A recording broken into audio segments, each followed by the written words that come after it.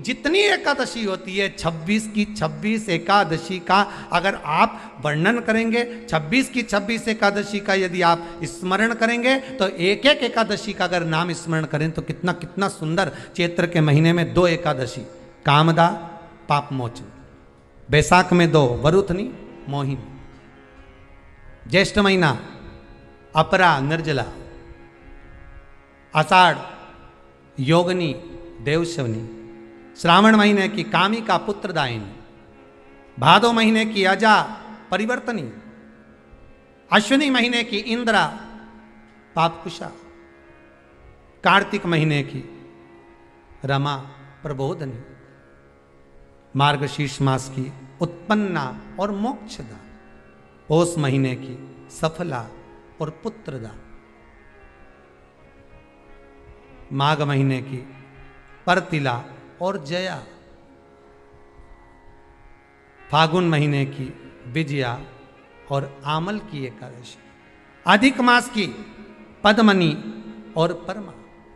कितने सुंदर नाम है। अब इस नाम से पहचान करो, निर्जला, कितनी सुंदर नाम। अब नाम इतना सुंदर है तो एकादशी कितनी सुंदर होगी। अब एकादशी इतनी सुंदर होगी तो जिस दिन तुम व्रत करोगी एकादशी का तो तुम कितनी सुंदर होगी। मतलब भगवान कितने प्रेम से स्वीकारेगा कि इसका हृदय कितना सुंदर है।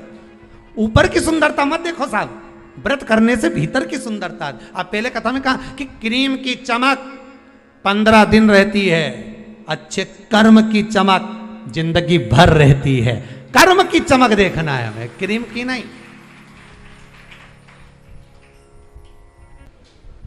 व्रत का सबसे पहला नियम, एकादशी व्रत का सबसे पहला नियम है कि आप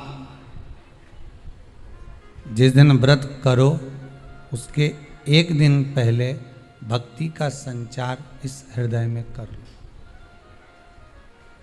भक्ति का संचार इस हृदय में कर लीजिए। जिस दिन आप व्रत करो, जैसे एकादशी का व्रत कर रहे हो तो दशमी के दिन शाम का समय जब आवे, रात्रि जब होने लगे, शाम का समय आवे और रात्रि का आप जब भोजन ग्रहण करो तो उस भोजन में कोई ऐसा पदार्थ ग्रहण मत करिए जिस पदार्थ के कारण आपकी एकादशी बिगड़ जाए।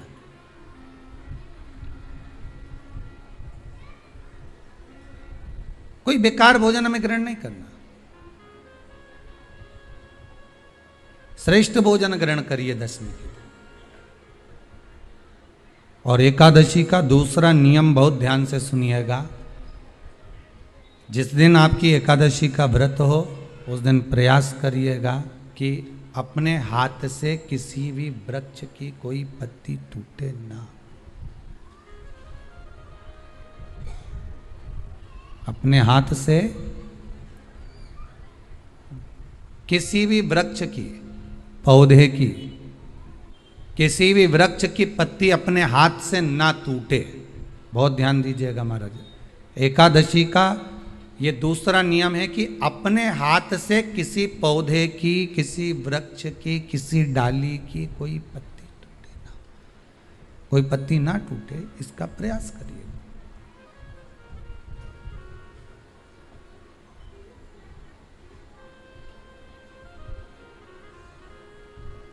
कितना सुंदर व्याख्यान कहा है, कितना सुंदर वर्णन है महाराज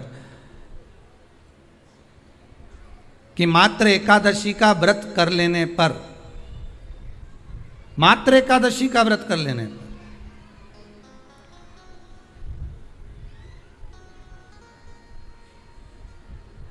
जो पूर्व में किया गया हमारा पाप कर्म है, हमने किसी जीव की हत्या करी है, हमने किसी को कष्ट प्रदान करा है, हमने किसी को अपशब्द कहा है, हमने किसी को ताने दिए, हमने किसी को आड़ा टेढ़ा कहा है, हमने किसी को गालियां दे दी है, मात्र एकादशी का व्रत ही कर लेने पर ये सारे जो दोष हैं वो समाप्त हो जाते हैं।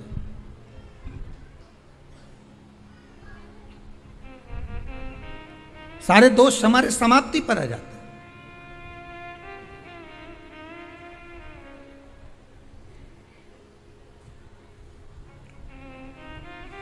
अब एक विचार करिएगा थोड़ा सा अपने मन में, अपने चित्त में, अपनी वृत्ति में एक बात उतारिएगा, एक अपने मन में एक बात को उतार कर रखिएगा कि आप अपने पाप को, अपने पाप कर्म को जिस दिन क्षीण करने वाले हो, समाप्त करने वाले हो, अपने पाप को आप जिस दिन समाप्ति पर लेकर जा रहे हो, तो उसके एक दिन पहले आपको प्रसन्नता होना चाहिए कि नहीं होना चाहिए कि कल मेरा पाप कटने वाला है, कल मेरा पाप समाप्त होने वाला है, जो मैंने पाप कर्म करा है वो समाप्त होगा, जो मैंने पाप कर्म करा है वो कल समाप्त हो जाएगा। तो एक दिन पहले आपके चेहरे पर प्रसन्नता हो कि ना हो?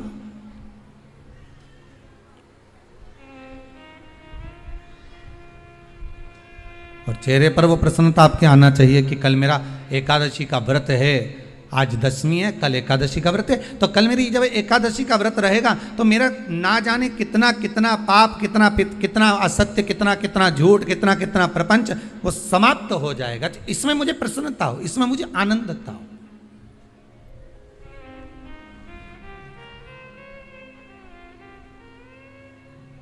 तो क्या कहा गया कि प्रयास करिएगा कि एकादशी के दिन कोई वृक्ष की, कोई डाली की, कोई कोपल की कोई पत्ती ना तोड़ी जाए। क्यों? तो कहा अगर उस पत्ती को हम तोड़ देते हैं, वृक्ष की पत्ती को या क्यारे में लगी हुई कोई डाली की पत्ती को हम तोड़ देते हैं तो एकादशी का पुण्य फल प्राप्त नहीं होता, एकादशी का कोई फल हमारे खाते में नहीं जाता, पुण्य फल प्राप्त। अब फिर भले तुम चाहे तुमने मोरधन खाया हो, चाहे तुमने फिर चिप्स खाई हो, चाहे तुमने फिर व्रत का कितना ही सामान खा गए हो और तुमने सोचा कि आज मेरी एकादशी है, तो फिर उसका कोई फल प्राप्त नहीं है, उसका कोई सुख प्राप्त नहीं है आपको, फिर उसका कोई आनंद प्राप्त नहीं है आपको, फिर उसमें कोई आनंद की अनुभूति आपको नहीं मिल रही है।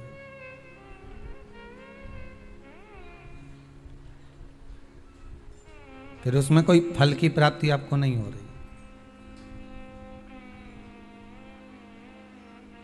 आस्था चैनल के माध्यम से जितने भी एकादशी करने वाले हैं और चतुर्थी का व्रत करने वाले हैं, बहुत ध्यान से आज की कथा सुनना कि एकादशी का आपसे आपके बच्चे पूछेंगे, मम्मी हम भगवान विष्णु का दर्शन करते हैं, हम राम जी का दर्शन करते हैं, हम कृष्ण भगवान का दर्शन करते हैं, हम भवानी माता का दर्शन करते हैं, हम शंकर जी का दर्शन करते हैं, हम सारे देवी देवताओं का दर्शन करते हैं, पर ये एकादशी माता तो कभी नजर ही नहीं आती। पूछेंगे कि नहीं पूछेंगे कि तुम जिस एकादशी का व्रत करते हो इनका जन्म कहां से हुआ, कहां जन्मी थी? एकादशी की जन्मस्थली कहां है? भाई भगवान कृष्ण की जन्मस्थली तो मथुरा है, श्री राम जी महाराज की जन्मस्थली बोल दो जम के अयोध्या है।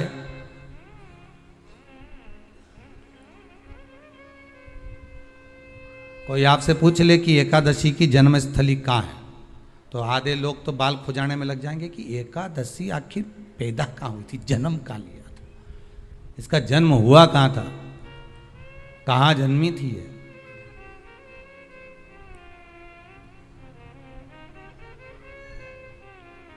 इसका जन्म स्थल है कहाँ? और अगर मान लो जन्म स्थल एकादशी का है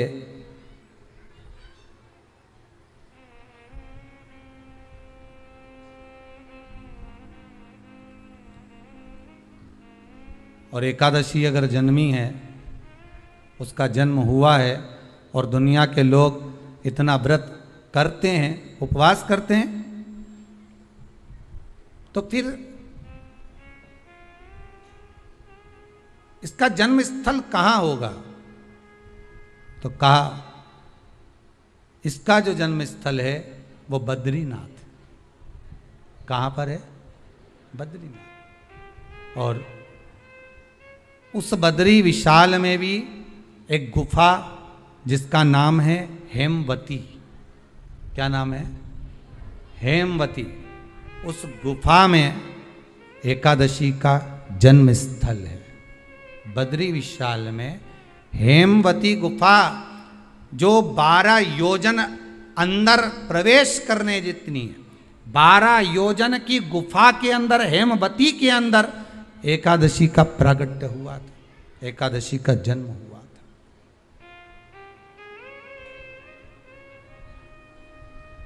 अब तो बता सकते हो ना कि कोई पूछे कि राम जी का जन्म अयोध्या में हुआ, भगवान कृष्ण का जन्म मथुरा में हुआ, और कोई पूछ ले आपका जन्म कहाँ हुआ था, अपन कह सकते ना सीहोर में हुआ हमारा। और आपसे कोई पूछे कहाँ हुए तो कहीं इंदौर में हुए, कि देवास में हुए, कि भोपाल में हुए, कि मुंबई में हुए, कि पूना में हुए, आपका तो बता दोगे। पर बच्चे आपसे पूछ ले मम्मी तू इतनी एकादशी का व्रत करती है, एकादशी का तू व्रत करती है, और सबको करा देती है कि वल्लभ कुल की एकादशी करो, भले बकरी जैसे चरो पर एकादशी करो, और सबको एकादशी कराया। तो कोई पूछ ले कि एकादशी का जन्म कहाँ हुआ था, तो आप कह सकते हो कि बद्री विशाल में, हेमावती में, बद्री विशाल के हेमवती गुफा के अंदर जो 12 योजन की गुफा है, उस गुफा में एकादशी का जन्म हुआ। कब हुआ?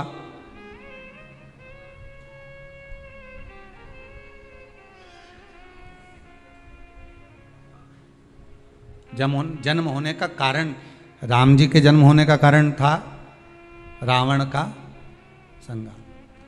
भगवान कृष्ण के जन्म होने का कारण था कंस का संहार। नरसिंह भगवान के जन्म होने का कारण, प्रकट होने का कारण था हिरण्यकशिपु का संहार। वराह भगवान के प्रकट होने का कारण था कि पृथ्वी को जल पर लाकर ठहराना, हिरण्याक्ष का संहार।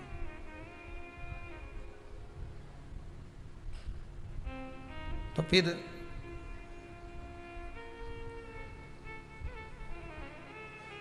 इसके जन्म का कारण क्या है? तो कहा इसके जन्म का केवल एक कारण है। सतयुग में, अब एक और बात का बहुत ध्यान दीजिएगा महाराज, सतयुग एक बार नहीं हुआ कि तुम सोचो कि सतयुग के बाद में द्वापर, त्रेता आ गया, त्रेता के बाद द्वापर आ गया, द्वापर के बाद कलयुग आ। एक सतयुग नहीं है, एक त्रेता नहीं है, एक द्वापर नहीं है, ना जाने कितने कितने सतयुग निकल गए, ना जाने कितने कितने द्वापर, त्रेता, कलयुग, ना जाने कितने निकल गए।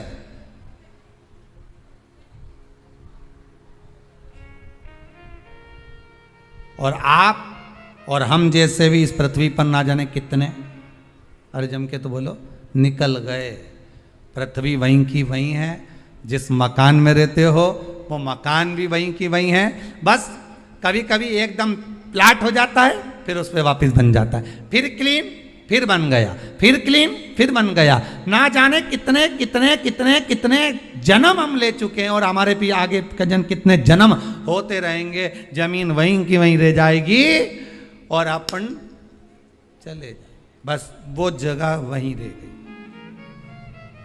जो पहले परदादाजी की थी, दादाजी को मिल गई, दादाजी की थी, पिताजी को मिल गई, पिताजी की थी, उनके बेटे को मिल गई, उनके बेटे से उनको बेटों को मिल गई। मिलते मिलते मिलते मिलते कब वो जमीन भी बिक गई समय की अवस्था में, फिर दूसरे की हो गई। और हम सोच कर रह गए कि ये हमारा है, हम इसके लिए लड़ाई करें, झगड़ा करें, हम केवल इस जमीन के लिए, जरा सी प्रॉपर्टी के लिए अदालत में खड़े, अपना समय बर्बाद कर दिया, और जो पाना था वो छोड़ दिया।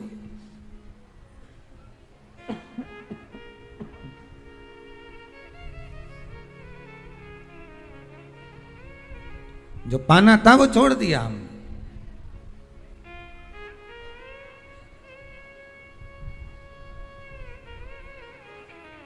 असली रजिस्ट्री तो ये शिव महापुराण की कथा है, जिसमें बैठकर आप 3 घंटा भगवान की भक्ति को जो धारण कर रहे हो, 3 घंटा जो भगवान की कथा को आप श्रवण कर रहे हो, 3 घंटा जो भगवान की भक्ति में आप डूबे हुए हो, 3 घंटा जो भगवत स्मरण में आप लगे हुए हो, बस यही असली रजिस्ट्री है, यही वहाँ काम आने वाली है। इसके सिवाय कुछ काम नहीं आएगा। धन दौलत माल खजाना सब पड़ा की पड़ा रह जाना, सब धरा की धरा।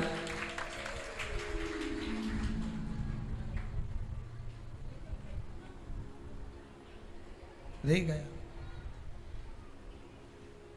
वो एक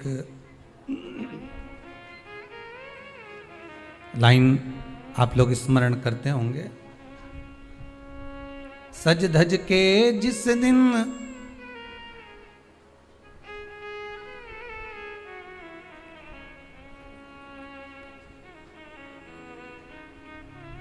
सज धज के जिस दिन मौत की शहजादी आएगी, न सोना काम आएगा न चांदी आएगा। अलमारी में धरा की धरा रह जाएगा, लॉकर में पड़ा की पड़ा रह जाएगा। लॉकर में पड़ा की पड़ा है, अलमारी में धरा की धरा है। कपड़े भी सारे घड़ी बने की बने रहे, कपड़े भी धरे की धरे रह गए और सब पड़ा रह गया। कि छोटा सा तू कितने बड़े अरमान हैं तेरे, मट्टी का तू सोने जैसे मान है तेरे। मट्टी की काया एक दिन मट्टी मिल जाएगी, न सोना काम आएगा न चांदी आएगी, न सोना काम आएगा न चांदी आएगी। सज धज के जिस दिन मौत की शहजादी आएगी, ना सोना काम आएगा ना चांदी आएगी, ना सोना काम आएगा ना चांदी आएगी। सब पड़ा रह जाएगा, धरा की धरा रह जाएगा, सब पड़ा की पड़ा रह गया, जीव चला गया। झगड़ा करा, लड़ाई करी, विवाद करा, खूब झगड़े पर मिला क्या? इतनी सी जमीन है, इतनी।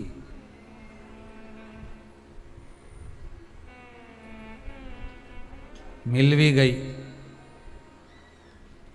हो गया, मान लो तुमको मिल गई लड़ाई झगड़ा में। यहाँ तो शिव महापुराण की कथा कहती है कि माता पिता के आशीर्वाद से बड़ी दुनिया में कोई प्रॉपर्टी नहीं है। माता पिता के आशीर्वाद से बड़ी दुनिया में कोई दौलत नहीं है। कि जिस घर में माँ बाप की इज्जत नहीं होती, उस घर में देखना कभी बरकत नहीं होती। सही प्रॉपर्टी, सही जमीन, सही जायदाद, सही धन, सही दौलत, सही संपदा तो माता पिता का आशीर्वाद है।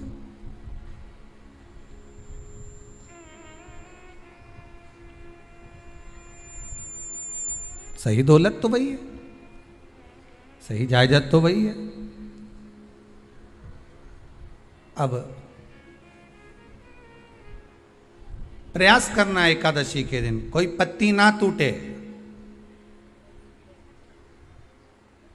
अगर आपको तुलसी के दल की भी जरूरत है तो आप दूसरे से कह सकते हो कि मुझे तुलसी का दल ला दे।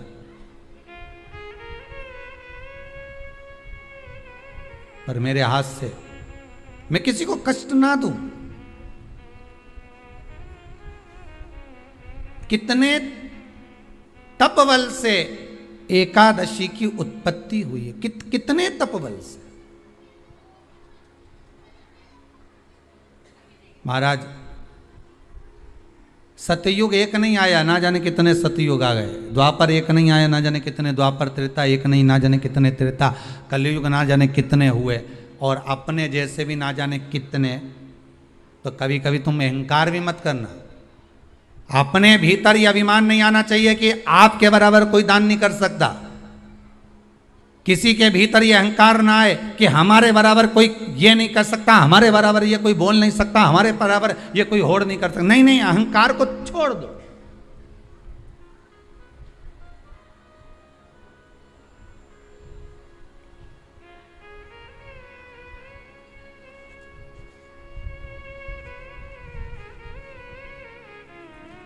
इस भारत की भूमि पर, इस भारत माता की गोद में अगर वीर भी जन्मे तो ढेर वीर जन्मे, कोई एक नहीं। कोई एक सोचे कि मेरे बराबर कोई और नहीं कर सकता, नहीं नहीं, ना जाने कितने। इस भारत माता की गोद में अगर दानी भी जन्मे तो ना जाने कितने। कोई ये ना सोचे कि मेरा बराबर कोई दान नहीं कर सकता। इस भारत माता की गोद में सुंदर भी जन्मे तो इतने, कोई ये ना कह सकता है कि मेरे बराबर कोई सुंदर नहीं है। और इस भारत माता की गोद में कलाकार भी जन्मे तो इतने, कोई ये नहीं कह सकता कि इसके बराबर कोई नहीं। इस भारत माता की गोद में कथाकार भी ढेर जन्मे, कोई ये नहीं कह सकता कि इसके बराबर कोई नहीं। भगवान ने पैदा करा, अभिमान नहीं होना चाहिए, अहंकार नहीं होना चाहिए। ना जाने कितने हों,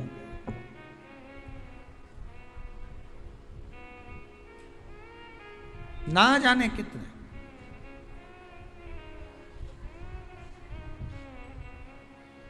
बस हो सकता है सतयुग, त्रेता, द्वापर, कलयुग भी जो अनेक हुए तो हम भी अनेक होंगे, हम भी ना जाने कितने होंगे। सतयुग की कथा है। सतयुग में एक नाड़जंग नाम का एक असुर हुआ।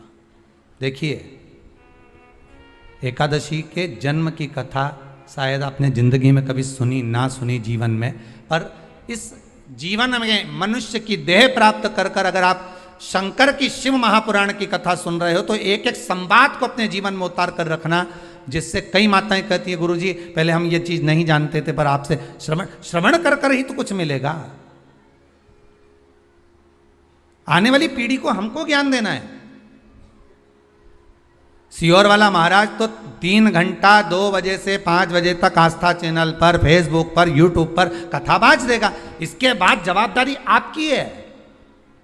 कथा सुनने के बाद जवाबदारी आपकी है कि आपके बच्चों को शाम को भोजन कराते समय, आप रात्रि को अपनी बहन से बात करते समय, आप रात्रि को अपने रिश्तेदारों से बात करते समय उनसे भी प्रश्न कर सकते हो, क्यों आज तूने कथा सुनी थी? आज अपने एकादशी के जन्म की कथा सुनी कि एकादशी कब पैदा हुई, एकादशी का जन्म कब हुआ, कौन सी जगह पर जन्मी थी। अपने को मालूम था कि राम जी कहाँ जन्मे, अपने को मालूम था भगवान कृष्ण कहाँ जन्मे, अपने को मालूम था नरसिंह भगवान कहाँ जन्मे, पर अपने को एकादशी का जन्म कहाँ हुआ ये नहीं मालूम था। आप अपनी बहन से, अपने रिश्तेदारों से बात कर सकते हो। 3 घंटे की कथा तो आप यहां श्रवण कर लेते हो आस्था चैनल के माध्यम से, फेसबुक और यूट्यूब के माध्यम से। इसके बाद की जवाबदारी आपकी है कि इस कथा का प्रसाद आप किस किस को दे रहे हो।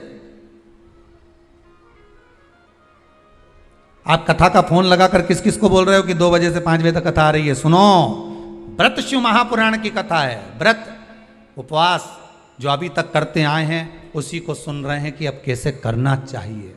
करते तो आए पर उसको करना कैसे। कहां जन्म ले लिया तो कहा महाराज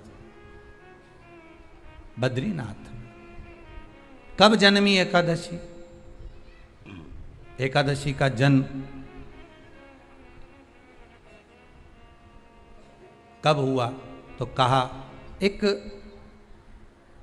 नाड़ाजंग नाम का सुर था, राक्षस, जिसके पुत्र का नाम था मुर। क्या नाम है? मुर। मुरदैत्य। ये मुरदैत्य इतना विशालकाय था, इतना विशालकाय था, रहने वाला चंद्रावती नगर का था। कौन से नगर में रह रहा था? चंद्रावती नगर। बड़ा विशालकाय।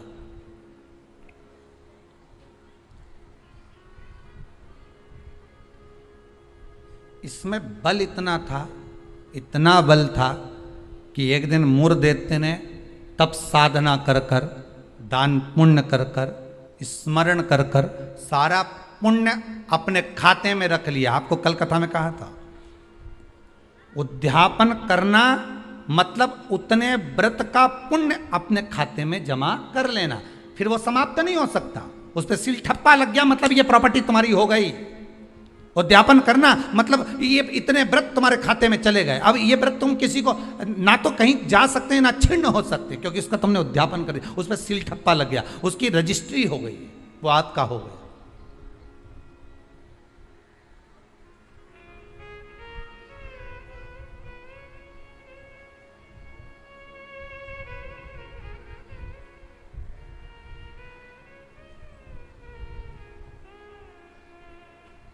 अब मुरदैत्य बड़ा बड़ा उपद्री था, बड़ा उपद्री, इतना उपद्री, पर साथ में वो दान भी बहुत करता था, साथ में वो पुण्य भी बहुत करता था, सत्कर्म बहुत करता था।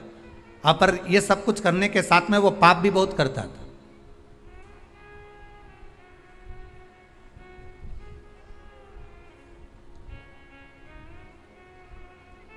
बहुत पाप करता था, पुण्य के साथ में पाप भी बहुत करता था। होता है व्यक्ति पुण्य के साथ में पाप कर भी देता है। शंकर जी के मंदिर में लोटा भर के पानी चढ़ाने गया और मन में विचार कर गया, बताओ अपने आप को कैसी इत्र आ रही है। दूसरे को देख के अपन तुरंत उसी समय पे पाप कर लिया।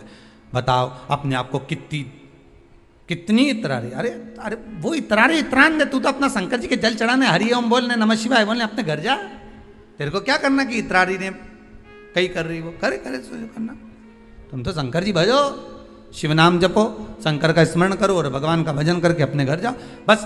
पर मुरदैत्य पुण्य भी करता था तो पाप बहुत करता था। इतना पाप कर्म था, इतना पाप कर्म था कि वो घबराए नहीं, बस पाप ही पाप में लिप्त हो जाए। समय आया, एक बार ये मुरदैत्य पहुंच गया अमरावती, अमरपुर, भगवान वैकुंठ अधिपति के उस भवन में जहां 33 कोटि देवता सदा विराजमान रहते हैं। ऐसे सुंदर आनंद में भगवान के धामों में पहुंच गया। और जिस इंद्रलोक में जाता तो इंद्र को पकड़कर जमीन पर फेंक देगा। अब बहुत अच्छे से सुनिएगा महाराज, देवता ऊपर जब युद्ध करते थे और युद्ध के मैदान से नीचे गिरते थे तो मृत्यु लोक में नहीं आते थे। कहाँ नहीं आते थे? मृत्यु लोक में। पर मुरदैत्य इतना बलवान था कि देवताओं को जब पकड़कर फेंकता था तो किसी लोक में नहीं जाते थे, मृत्यु लोक में ही जाते थे। अब बल देखिए कितना प्रबल होगा। कोई लोक नहीं, ऊपर से फेंका तो डायरेक्ट नीचे।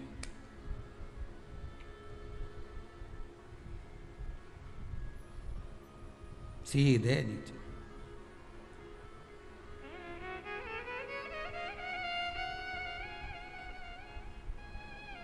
जितने लोक उतने देवता, और जितने लोक उतने देवता।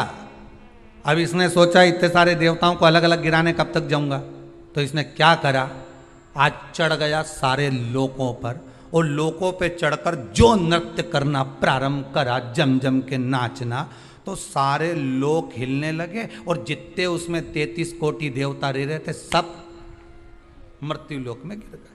अब सारे लोक में किसका राज्य हो गया? जम के बोलिए जरा, उस मुरदैत्य का। सारे लोग खाली, मुरदैत्य का राज्य। सारे देवता इकट्ठे होकर शंकर भगवान के पास में गए, क्योंकि मृत्यु लोक में आ गए तो मृत्यु लोक में कहां जाएंगे। आपको पहले भी कथा में कहा, मृत्यु लोक में जन्म हुआ है आपका।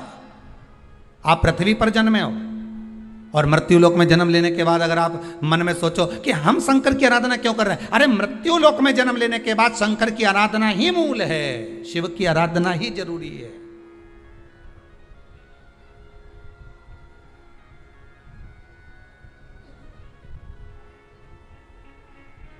कहां जाएं, किससे कहें?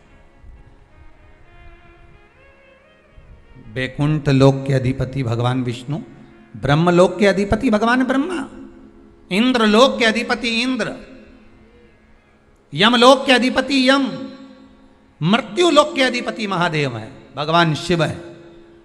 और अगर आप मृत्यु लोक में रह रहे हो तो आपके जीवन में अगर दुख है, तकलीफ है, कष्ट है, रोग है, बीमारी है, तकलीफ में हो तो शंकर की शरण में जाइए। सारे 33 कोटि देवताओं का चरित्र एकादशी के जन्म की कथा कर रही है, पद्म पुराण की कथा कर रही है, स्कंद पुराण की कथा कर रही है, शंकर की पावन कथा कर रही है कि देवता जब मृत्यु लोक में आ गए और मृत्यु लोक में आने के बाद उनको जब कष्ट हुआ, किसी देवता के पास नहीं गए, सबसे पहले शंकर जी के पास गए। क्योंकि जो करीब में होता है उसी को पुकारा जाता है। एक बहू पूना में रह रही है और एक बहू तुम्हारे साथ में रह रही है और तुम्हारा पेट दुख है या चक्कर आ रहे हैं तुमको, तो क्या पूना वाली को फोन लगा के बोलोगी बहुत चक्कर आ रहा है?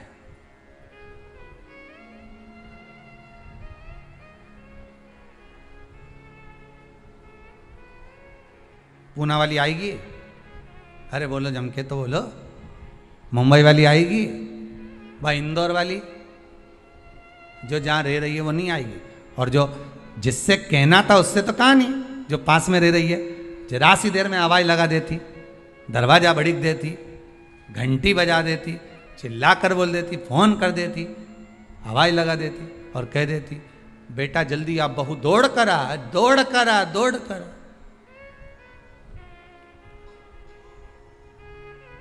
बोलो आती कि नहीं आती? कितना भी झगड़ा हो, कितनी भी लड़ाई हो गई हो, तो भी किसी को तकलीफ में है तो ऐसी कोई बहू नहीं होती जो दौड़ कर ना आए। तकलीफ में होगी, भले कितना भी झगड़ा कराओ, कितनी भी लड़ाई करी हो, कितना भी विवाद हो, दौड़ के आ गए। और आई तुरंत, क्या हो गया मम्मी? बस मेरे को चक्कर आ रहा है। अब तुमने पूना वाली को बुलाया, इंदौर वाली के बुलाया, बड़नगर वाली के बुलाया, ने पीपर ठौन वाली के बुलाया, ने नीमच वाली के बुलाया, सब क्या बुलाया तुमने, पर तुमने उसको नहीं बुलाया जो पास में थी।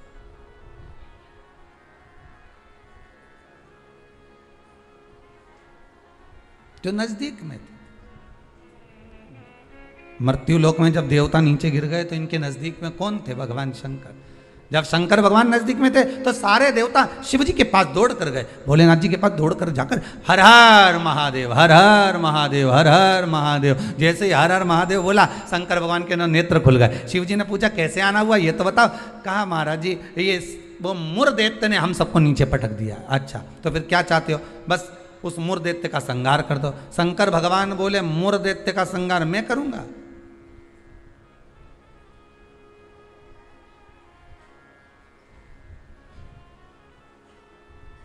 मैं नहीं कर सकता। क्यों? उसका संहार भगवान विष्णु करेंगे। उनसे जब कहो जाकर, तो भगवान विष्णु तो हमारे, हम 33 कोटि देवता नीचे नजर आ रहे, पर भगवान विष्णु कहीं नजर नहीं आ रहे। हमको तो लग गया ऊपर से पटका होगा तो वो नीचे चले गए होंगे। भगवान नहीं दिख रहे हमको, हमें नजर नहीं आ रहे, हम कहां ढूंढे उनको?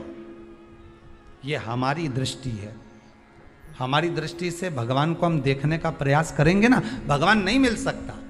भगवान को पाने के लिए भीतर की दृष्टि चाहिए, आत्मा की दृष्टि, मन की दृष्टि चाहिए। हमारी दृष्टि पे तो चश्मा लगा होता है। हाँ, ब्लैक कलर का लगा है तो ब्लैक दिखेगा, नीला लगा है तो नीला, पीला लगा है तो पीला, हरा लगा है तो हरा। उसी तरह हमारी दृष्टि पर चश्मा लगा है, कामी होगा तो कामी दिखेगा, लोभी होगा तो लोभी दिखेगा। चोर को चोर नजर आता है, साहूकार को साहूकार नजर आता है, बेईमान को बेईमान नजर आता है, ईमानदार को ईमानदार नजर आता है, धर्मात्मा को धर्मात्मा नजर आता है, पुण्यात्मा को पुण्यात्मा नजर आता है। साहूकार को साहूकार दिखेगा, ईमानदार को ईमानदार दिखेगा, ढोंगी को ढोंगी नजर आएगा, पापी को पापी नजर आएगा, कपटी को कपटी नजर आएगा। आप जैसा चश्मा लगाए होगे, सामने वाला व्यक्ति वैसा नजर आएगा। आप अपनी आंखों का इलाज अच्छा करवाओ, सामने वाला व्यक्ति अपने आप ही अच्छा नजर आने लगेगा, अपने आप। हमारी सास तो हमेशा हमारा बुरा ही सोचती है। सास बुरा नहीं सोचती, चश्मा गड़बड़ हो गया। समझ गए? अरे बोलो तो, समझ गए ना? चश्मा गड़बड़ हो गया मतलब दृष्टि गड़बड़ हो गई। हमने देखा हमारी सास हमारा बुरा सोचती है, मतलब बुरे हम हैं, हम सोच रहे हैं बुरे। अगर अच्छा सोचते तो कह देते हाँ है तो सास ना, इन्होंने मेरे पति को जन्म दिया है, और मेरे पति को जन्म दिया। जब पति इतना प्रेम से मेरे से व्यवहार करे तो सास क्यों व्यवहार खराब करेगी? अरे बोलो तो, करेगी। जब पति तेरे लिए जेब में भर के गजक लाए, कुरकुरा लिया है, चिप्स लिया है, तब तूने एक बार भी नहीं किया कि बताओ मेरा क्या जो, तो कहे पति अच्छा है पर सास बुरी। नहीं नहीं, दृष्टि हमारी बुरी है, उसमें हमें सामने वाला व्यक्ति गलत नजर आ रहा है। हम अच्छा देखना प्रारंभ कर देंगे ना तो हमको अच्छा मिलने लगेगा। बुरा जो देखन में चला और बुरा न मिलया कोई, कौन मिला फिर बुरा? मन।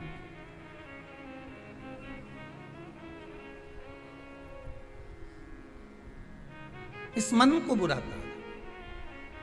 मैं नहीं मार सकता मुर्दैत्य को, भगवान विष्णु मारेंगे। भगवान विष्णु कहाँ मिलेंगे? क्षीर सागर में शयन कर रहे हैं, जाइए। सारे देवता पहुंच गए क्षीर सागर। प्रभु कृपा करिए। भगवान विष्णु ने पूछा क्या हुआ? वो मुर्दैत्य ने आक्रमण कर रखा है, सबको उठा उठा के पटक दिया, एक भी नहीं बचा, सारे लोग खाली पड़े। अच्छा फिर मां कौन बैठा? तो क्या मुर्दैत्य बैठा अकेला? हो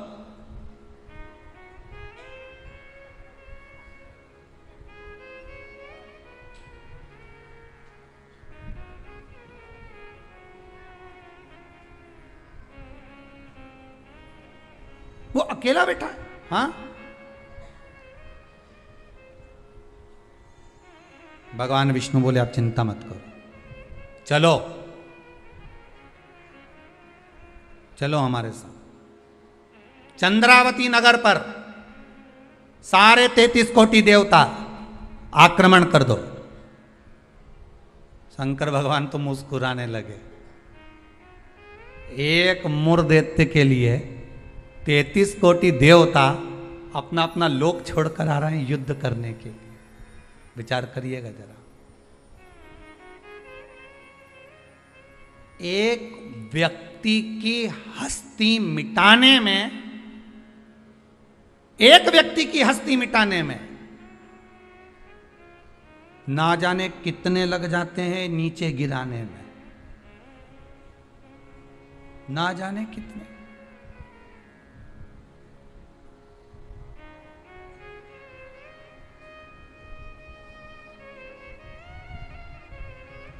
जब व्यक्ति मर जाता है तो दुनिया के लोग रोते हैं, बेचारा मर गया।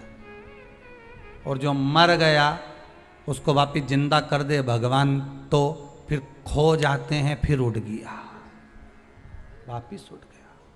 फिर ना जाने कितना मेहनत करेगा, कितना कमाएगा, ना जाने कितनी बिल्डिंग बना लेगा, ना जाने कितना धन जोड़ लेगा, खो गए। मरा तो रो गए। संसार का नियम है। एक व्यक्ति की, मुर्दैत्य की मात्र हस्ती को मिटाने के लिए सारे आ गए, पर 33 कोटि देवता 15 मिनट नहीं लगे मुर्दैत्य को। 15 मिनट में मुर्दैत्य ने सारे देवताओं को हिला दिया, भाग गए। सारे 33 कोटि देवता भाग गए। तब भगवान विष्णु अकेले युद्ध के मैदान में थे, अकेले युद्ध के। और अकेले भगवान विष्णु जब युद्ध के मैदान में युद्ध प्रारंभ करा, भगवान ने उठाया सुदर्शन चक्र और भगवान ने उठाकर सुदर्शन चक्र को फेंका। मुर्दैत्य के जितने जितने असुर थे, जितने राक्षस थे, सबका संहार करने के लिए फेंका। फेंक तो दिया, सारे जितने असुर थे वो मर भी गए, पर मुर्दैत्य इतना प्रबल था कि उसने एक फूंक मारी, सबको जीवित कर दिया। भगवान विष्णु आश्चर्य में पड़ गए। गजब गजब। ये एकादशी के जन्म की कथा है।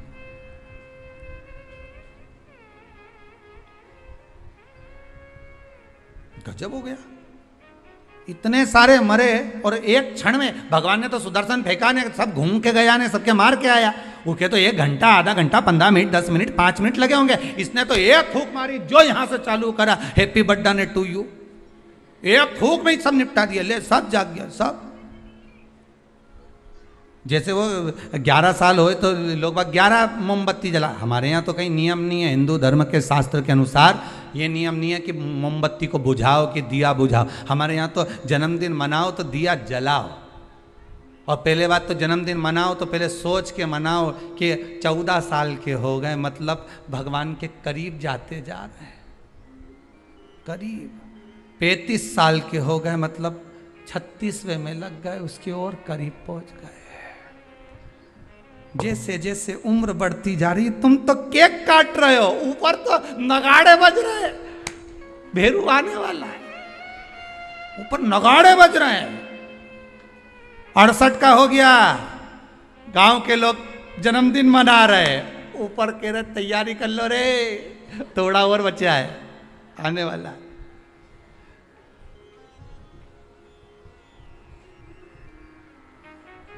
कई लोग पूछते हैं तो गुरुजी क्या हम जन्मदिन नहीं मनाए? हमने कहा मनाओ। तो आप तो ऐसा बोलते हो। हमने कहा जन्मदिन मनाना मतलब हम तो समझ जाते हैं कि ये जन्मदिन इसलिए मना रहे हो क्योंकि तुम्हें खुशी है भगवान के पास जाने की, इसलिए मना रहे हो कि अब हम भगवान की ओर करीब हो गए, हम और करीब हो गए, हम और करीब हो गए। अरे जन्मदिन आता जाए तो विचार करते जाओ कितने साल निकल गए। ना राम नाम लीनो ओ तूने भरी जवानी में, तो डूब के मर जा रे चुल्लू भर पानी में। अरे काय जन्मदिन मनाओ तो विचार करिए कि हमारा जन्मदिन हम क्यों मना रहे हैं, किस लिए मना रहे हैं, कहाँ जा रहा है, हमारा समय निकले चले जा रहा है। ना राम गाए ना कृष्ण गाए ना शंकर का स्मरण करा, यूं ही गवा दिया। और बच्चा कुचा था तो जन्मदिन आदि रात को मेन रोड पे गाड़ी को खड़ा करके बोनट पे केक रख के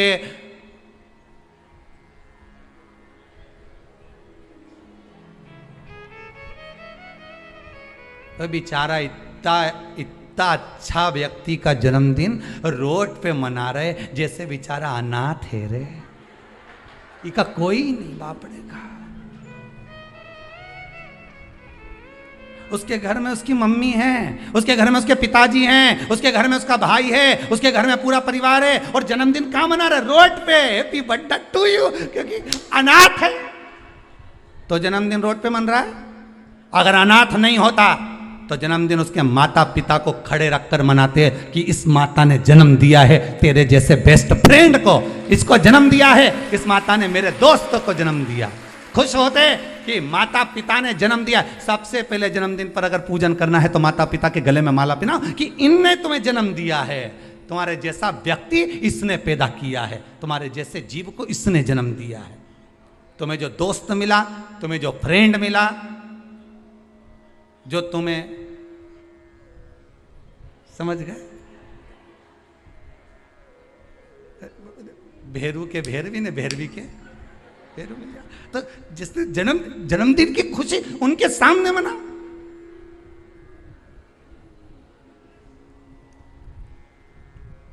चले गए रोड पे, गाड़ी खड़ी कर ली, केक काट लिया, आधी रात को बम फटाका फोड़ लिया, बस। क्या मतलब? वो अनाथ नहीं है, वो अनाथ नहीं है, उसके सिर पर उसके माता पिता का हाथ।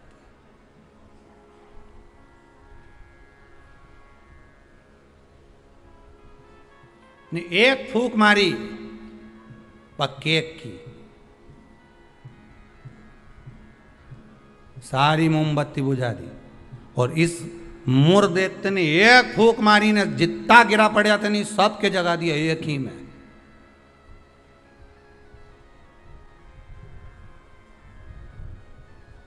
मेरे को तो लगे वो कहीं कहीं का बाबा जोगी और नहीं हो, नहीं जिसके यहाँ झाड़ा लगवाने लोग जाए, एक फूंक मार दो उठी क्या।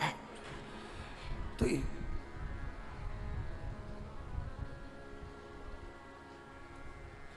देखा, एक फूंक में उठ गया। तो जो उठा उससे पूछा कितना समय से बीमार पड़ा था ने, महाराज जी ने एक फूंक मारी ने उठ गया। वो बोला फूंक से उठा नहीं हूं, महाराज जी के मुंडा में ऐसी बदबू आई रही थी, एक बार में उठ गया। इसलिए भगा, ये दूसरी मार देगा फूंक तो निपटी जाऊंगा, तो मैं जाऊंगा।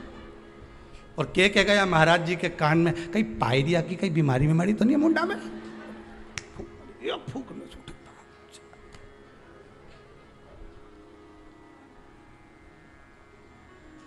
अब अभी महाराज जी ने उसको मारी थी, अब महाराज जी खुद के मार के देखो,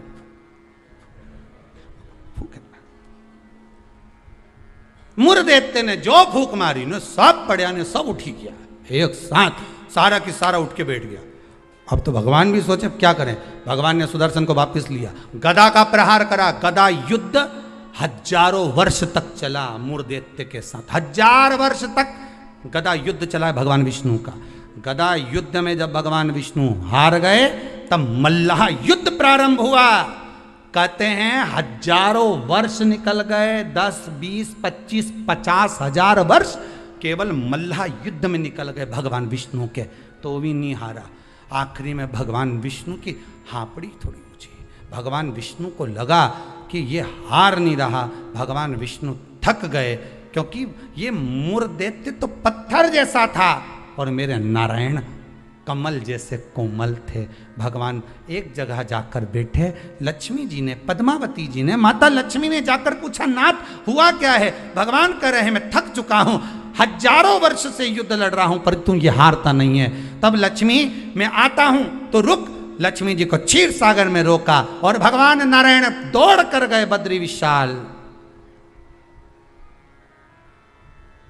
हेमवती गुफा में प्रवेश कर गए। 12 योजन की उस गुफा में मेरे भगवान प्रवेश कर गए। जाकर मेरे नारायण सो गए, क्योंकि इतने थक चुके थे।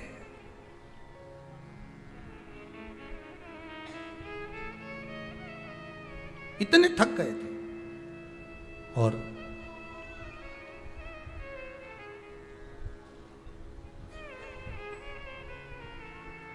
इतने थक गए भगवान, इतने थक गए, सो गए। मूर्दैत्य भगवान के पीछे पीछे दौड़ कर आया कि आखिर ये जा कहां रहे हैं, ये जा कहां रहे हैं। मूर्दैत्य ने विचार करा, आज भगवान भाग कर कहां जा रहे हैं मुझसे। केवल वो काल्यावन को देखकर भगवान युद्ध का मैदान छोड़कर नहीं भागे थे, यहाँ मूर्दैत्य को देखकर भी भगवान युद्ध का मैदान छोड़कर भागे थे। भगवान का नाम था रणछोड़ राय। कहाँ जा रहे हैं, किस जगह जा रहे हैं? जा रहे चले।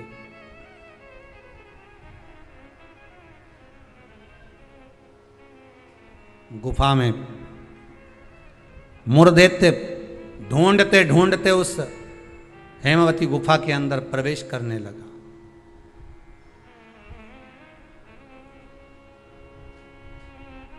वहां पर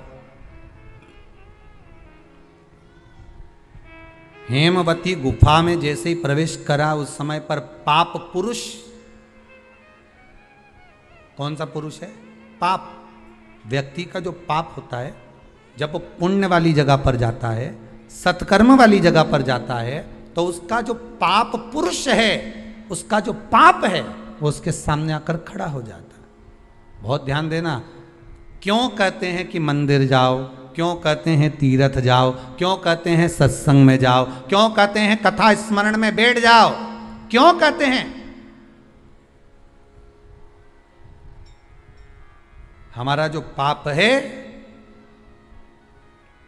वो हमसे, जैसे ही हम तीर्थ गए, जैसे ही हम भजन में गए, जैसे ही हम कथा में गए, जैसे ही हम कीर्तन में गए, जैसे ही हम स्मरण में गए, जैसे ही भगवान की भक्ति में हम पहुंचे, हमारा पाप जो हमारे सम्मुख में था, हमारे साथ में था, वो पाप हमसे दूर हो जाता है। और मूर्दैत्य के सामने वही पाप पुरुष आकर खड़ा हो गया। अंदर प्रवेश कर रहे थे मूर्दैत्य, पाप पुरुष ने रोक दिया। कहां जा रहे हो तुम? तुम्हें मालूम नहीं तुम कहां प्रवेश कर रहे हो? तुम्हें ज्ञात नहीं है क्या? ज्ञात है। मैं भगवान विष्णु को ढूंढने जा रहा हूं, उनके साथ मेरा युद्ध हो रहा था। अच्छा, मैं भगवान विष्णु को ढूंढने जा रहा हूं क्योंकि उनके साथ मेरा युद्ध हो रहा था। पाप पुरुष ने रोक दिया, अंदर नहीं जा सकते क्योंकि अंदर पुण्य है, आप रुको वहीं पर। रोक दिया। जब मूर्दैत्य ने पाप पुरुष को हटाया और अंदर प्रवेश करने लगा, 11 दिन तक, एकादशी दिन तक, 11 दिन तक पाप पुरुष और मूर्दैत्य दोनों की बात संवाद हुई है। पाप सामने है, मूर्दैत्य प्रवेश कर रहा है, बीच में पाप अड़ा पड़ा है। और वहीं बस उस 11 दिन में क्या हुआ कि 11 दिन में भगवान विष्णु के शरीर से एक स्त्री ने जन्म ले लिया। एक कन्या ने, एक स्त्री ने, एक नारी प्रकट हो गई। नारी प्रकट। मार्गशीर्ष मास कृष्ण पक्ष एकादशी के जन्मदिन की तारीख बता रहा है। जैसे भादो कृष्ण अष्टमी, किसका जन्म है? भगवान कृष्ण का। चैत्र की नवमी, बोलते जाओ, राम जी का। कोई आपसे पूछे कि एकादशी का जन्म कब हुआ था? मार्गशीर्ष मास की सुंदर कृष्ण पक्ष की एकादशी के दिन, जब 11वां दिन था भगवान को सोते हुए, तब भगवान के शरीर से एक कन्या ने, एक स्त्री ने जन्म लिया। 11वें दिन जन्मी, इसलिए भगवान आगे इसका नामकरण संस्कार करेंगे, उसका नाम एकादशी रखेंगे।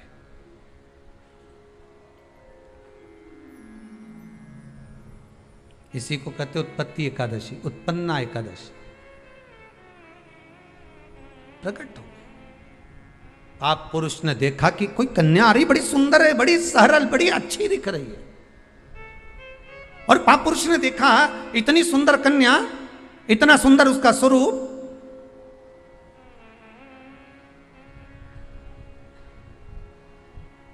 कईयों के मन में बड़ा प्रश्न होता है महाराज जी, कई माताएं बहुत प्रश्न करती हैं, कहती हैं गुरुजी क्या एकादशी का व्रत केवल वेदव्य नारी करती है?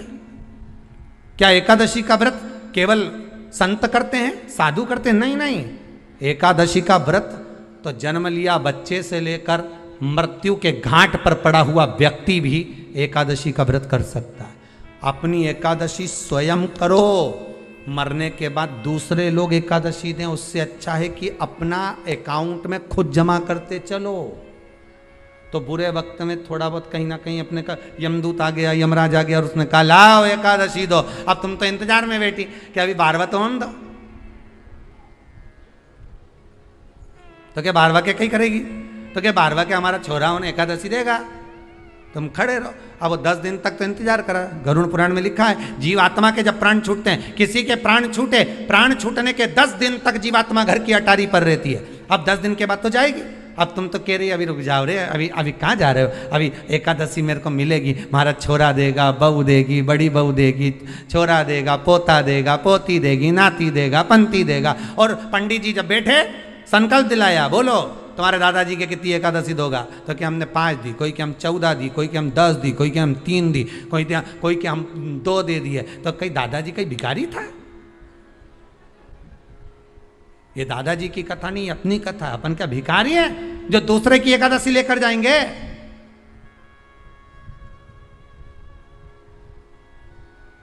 अपन अपनी एकादशी खुद करो, स्वयं एकादशी करो, फिर कहूंगा भले बकरी जैसे चरो, पर एकादशी कर। स्वयं अपने लिए एकादशी करो। जिस समय पर जाएं तो इंतजार नहीं करना पड़े कि रुक जाए 12वां तो होने दे, अभी एकादशी पंडित जी संकल्प छुड़ाएगा ना जब मिले। नहीं नहीं, हम तो अब भी ले के जाए। तो क्या ले चल, मैंने तो खूब करी, पूरा साल की एकादशी करी, तुझे क्या ही मालूम रही यमराज? चल चल मुझे ले चल। जो पछाड़ा एकादशी ने, जो पछाड़ा और मुर देते मरा, मुर देते तो मर गया, समाप्त तो हो गया। वो जो 11वें दिन जन्मी थी, उसने हाथ जोड़कर निवेदन करा नारायण से। नारायण ने पूछा तुम कौन हो? इतनी सुंदर हो तुम, इतनी सुंदर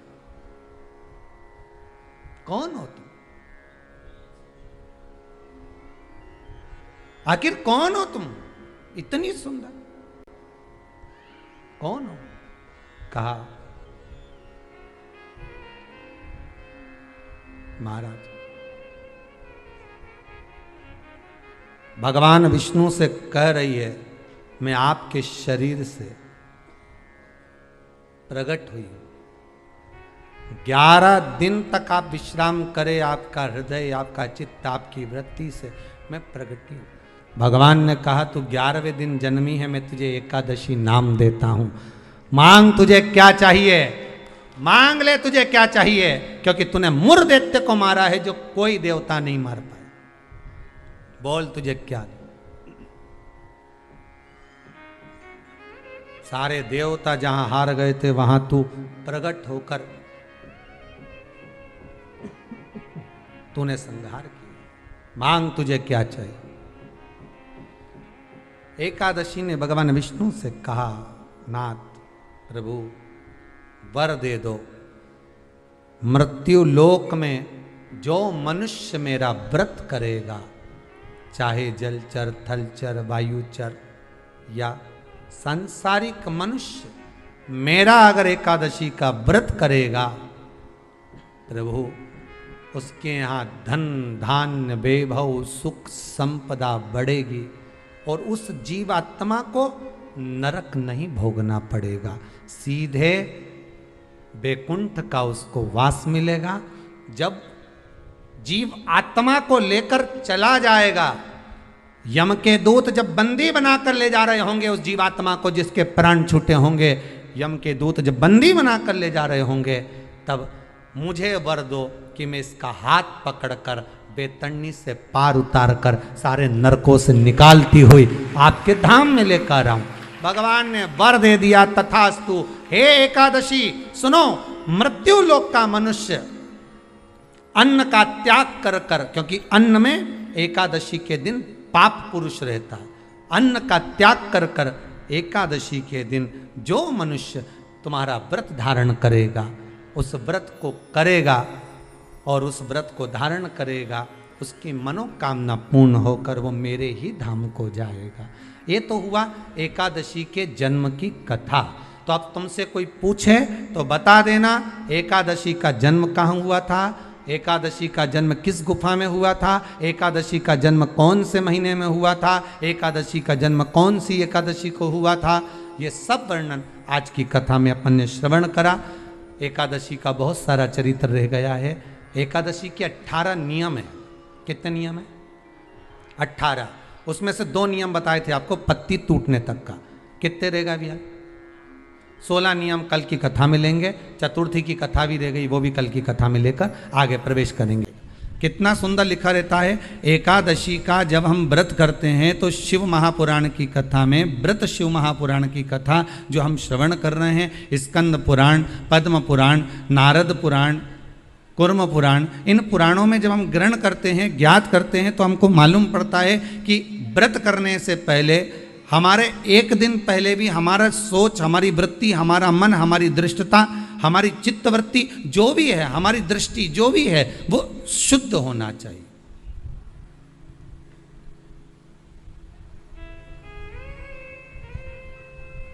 हमारा भाव शुद्ध हो, हमारा मन शुद्ध हो। हम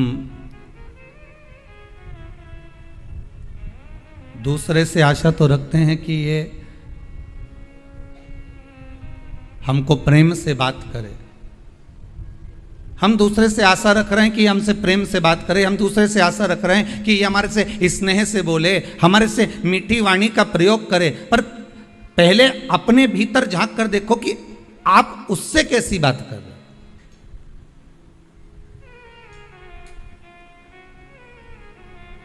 पहले भी कथा में कहा, आज फिर कहते हैं, प्रेम दोगे तो प्रेम मिलेगा। जो आपके पास में है वो आप लुटाना प्रारंभ कर दीजिए।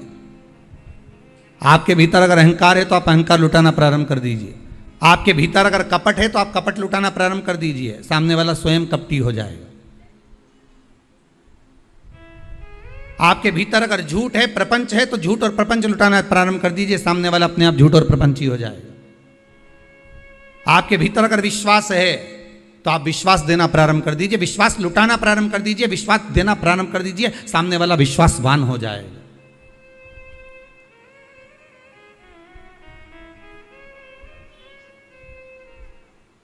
सामने वाला स्वयं विश्वासवान हो जाएगा।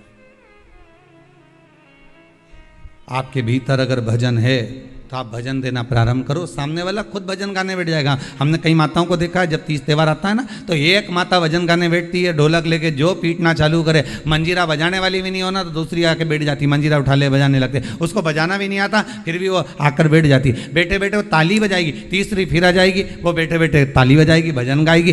एक गाने बैठी थी, देखते देखते 8, 10, 15, 20 इकट्ठी हो गई। अर्थात आपने भजन दिया है, आपने भजन दिया तो भजन मिल रहा है, आपने प्रेम दिया तो प्रेम मिल रहा है, आपने करुणा दी है तो करुणा मिल रही है, आपने वात्सल्यता दी है तो वात्सल्यता प्राप्त हो रही है। भगवान कृष्ण की माता जी का नाम यशोदा रानी, यश ददाती इति यशोदा, जो दूसरे को यश प्रदान करती है वही यशोदा है। अब आपने तो नाम रख लिया यशोदा और मालूम पड़े दूसरे को दे रही अपयश। यश तो कभी दिया ही नहीं। बहू ने भोजन बनाया, थोड़ी सी सब्जी बेकार बन गई तो तुरंत सास ने कह दिया, पति ने कहा आज तो भोजन अच्छा नहीं बना, इसमें दाल में नमक कम रह गया, मिर्ची ऐसी डल गई, तो तुरंत सास ने कह दिया मैंने नहीं बनाई है, बहू ने बनाई है।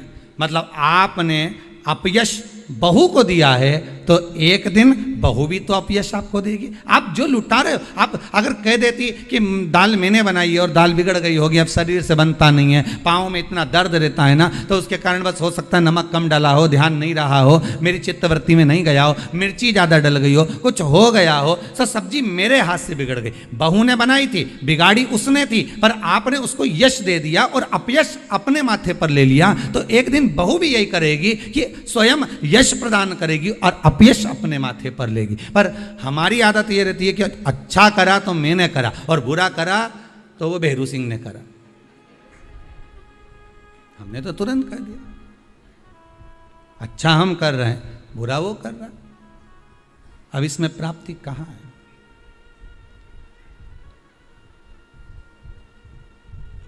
इसमें सुख का भान कहां है? आप अच्छा देने का प्रयास करो तो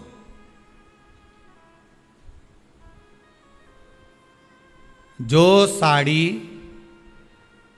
कोई नहीं पहने, ना बहू पहने, ना बेटी पहने, ना कोई पहने, जब वो साड़ी बहुत दिन की रखी रही और वो साड़ी कोई नहीं पहने, तब तुमने उठाकर उसको भागवत जी पे चढ़ा दी और आशा क्या रख रही हो कि भागवत मैया ऐसी कृपा करजे हमारी झोली खुशी से भर दीजिए। भागवत मैया सोचे बता कजन कहाँ की कितने साल पुरानी साड़ी इधर उधर से घूम फिर के तेरे पास आई और तूने मेरे को ला के चढ़ा दी और आशा रख रही है कि भागवत मैया मेरी झोली खुशियों से भर दे। तो भागवत जी बोली कि मैंने तुझसे कहा था कि तू मुझे साड़ी चढ़ा। कभी भागवत महारानी बोलने आई तुमसे? कभी भागवत महारानी ये कहने आई कि मेरे को साड़ी चढ़ा, कि मुझे आभूषण चढ़ा, कि मुझे रतन चढ़ा, कि मुझे माणिक चढ़ा, कि मुझे सोना चांदी चढ़ा? भागवत कभी नहीं कहने आई कि मुझे ये चढ़ाना। भागवत तो ये कहती है कि तुलसी का दल हो तो समर्पित कर दो, और वो भी नहीं है तो मेरे चरणों में आकर बैठ जाओ, नमन कर लो। जब आखिरी में कथा विराम होगी तो तुलसी का दल व्यास जी महाराज तुम्हारे हाथ में पकड़ा ही देगा। तो भागवत तो ये कहती है कि प्रेम का एक पत्ता भी दिया जाए, स्नेह का एक चावल भी दिया जाए तो भगवान स्वीकार कर लेता है। प्रेम और स्नेह से भगवान स्वीकृत करता है, प्रेम और स्नेह से भगवान बढ़ा लेता है। प्रेम स्नेह से रिटर्न बढ़ा थोड़ा सा।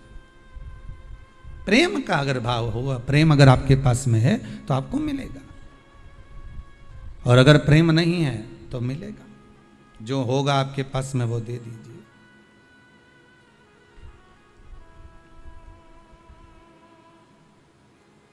और जब आप प्रेम लुटाने लगोगे, जब आप प्रेम देने लगोगे तो प्रेम मिलने लगेगा।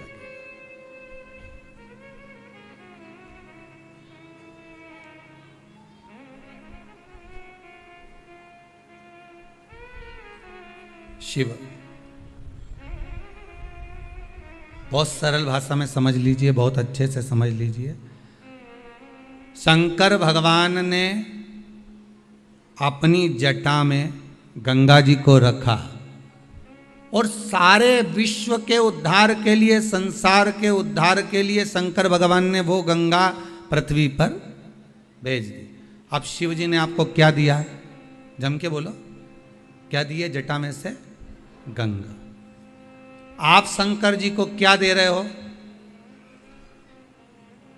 जो पानी भरकर ले गए हो, लोटा भरकर ले गए हो, भले आपने उसमें गंगा का जल नहीं मिलाया, पर आप लोटा भरकर जल भरकर लेकर गए हो, शंकर को समर्पित करा, तो भाव तो आपका गंगा का ही है कि हम शिव जी को गंगा का जल समर्पित कर रहे हैं। भाव तो आपका वही है। आप भले ना दिए हो पर भाव आपका वही है। शिव ने गंगा दी, आपने शंकर को गंगा दी। रामेश्वरम जाकर करा क्या आपने? केवल गंगा का जल ही तो समर्पित करा है शिव। क्योंकि भोलेनाथ ने, विश्वनाथ ने, शंभू ने आपको प्रदान करा था तो आपने उनको दिया है।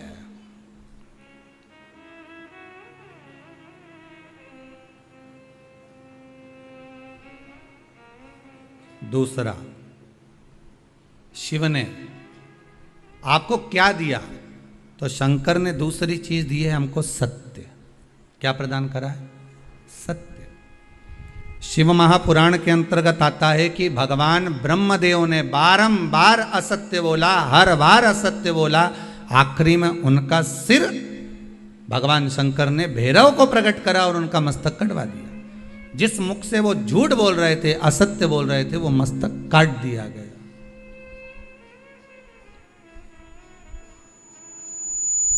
वो मस्तक काट दिया गया जिससे वो असत्य बोल रहे थे, जिससे वो झूठ बोल रहे थे।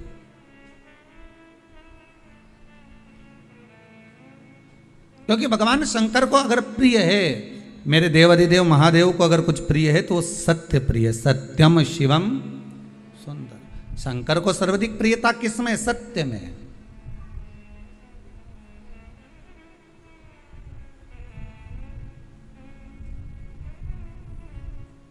सतनाम कहो भोलेनाथ कहो, भोलेनाथ कहो, भोलेनाथ कहो।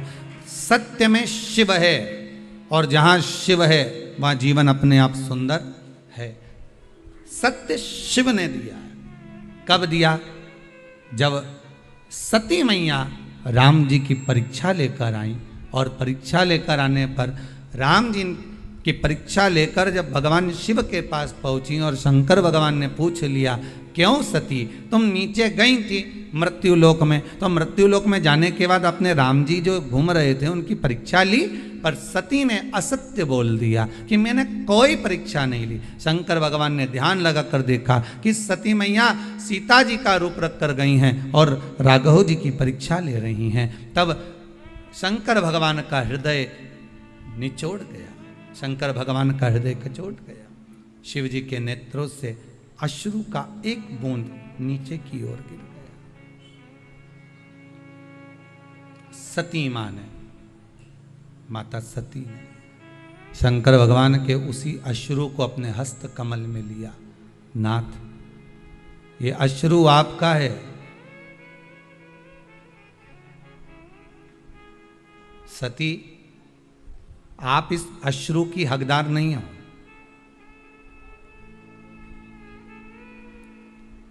सती, आप इस अश्रु की हकदार नहीं हो। सती ने पूछा, इस अश्रु की हकदार मैं नहीं हूं? नहीं नहीं, आप इस अश्रु की हकदार नहीं हो। यह अश्रु तो आप किसी और को दीजिए। सती ने पूछा, क्यों? शंकर भगवान बोले, मेरा यह अश्रु आपको मालूम नहीं है कि ये मेरा आंसू कब निकला है?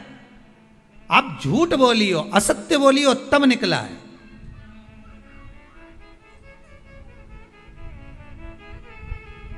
आपने असत्य कहा है, आपने झूठ कहा है, इसलिए मेरा अश्रु निकला है।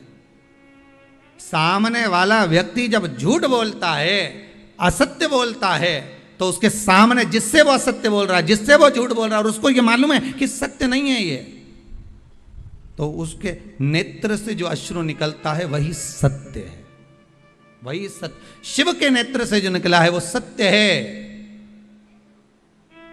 सती मैया से कहा, इस अश्रु को आप नहीं रख सकती क्योंकि आपके पास में नहीं रह सकता, आप झूठ बोल दियो, आप असत्य बोल दियो।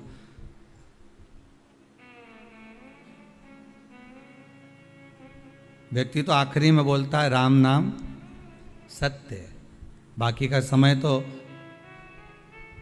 राम राम जपना, पराया माल अपना। मुख में राम, बगल में चोरी। सत्य तो आखिरी में निकलता है, जब जीवात्मा चली जावे, जब ये आत्मा, ये जीव केवल शरीर पड़ा हुआ है और आत्मा निकल गई, तब लोगों ने जब उठा कर लेकर गए, तब कहा कि राम नाम सत्य है। इससे पहले सत्यता नजर नहीं आती। जब तक जिंदा रहता है ना, तो परिवार सत्य है, पत्नी सत्य है, कुटुंब सत्य है, मेरा घर परिवार, नाते रिश्ते, ये सब सत्य नजर आएंगे। और जैसे ही प्राण छूट गए, सब असत्य, बस राम नाम सत्य नजर आता, उसके सिवाय कुछ सत्य नहीं दिखता।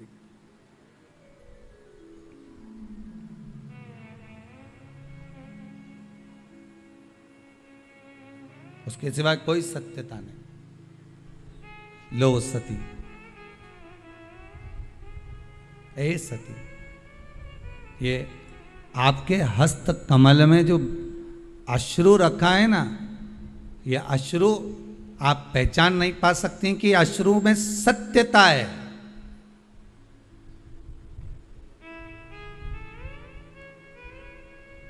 इस अश्रु को आप जान नहीं पाओगे।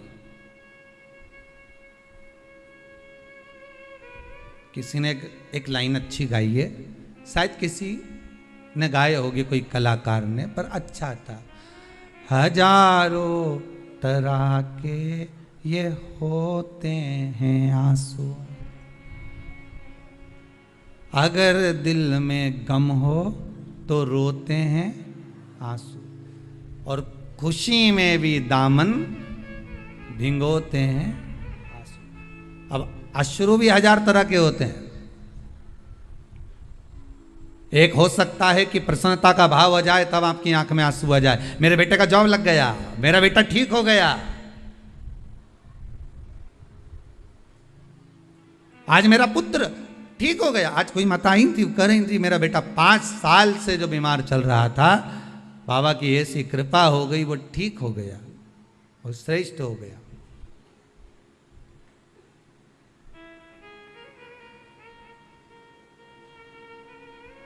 कहीं शंकर की दया हो। प्रसन्नता में भी अश्रु आ जाते हैं।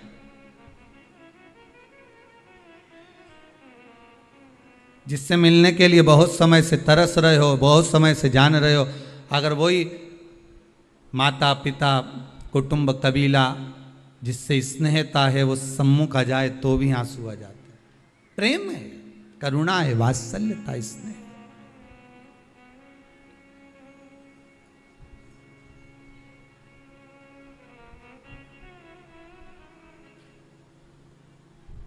ये वात्सल्यता है, यही प्रेम है। सती इस अश्रु का मोल तुम नहीं जान सकोगे। अश्रु वापिस दे दीजिए हमको। सती मैया कहती है मैं अश्रु वापिस नहीं कर सकती आपको,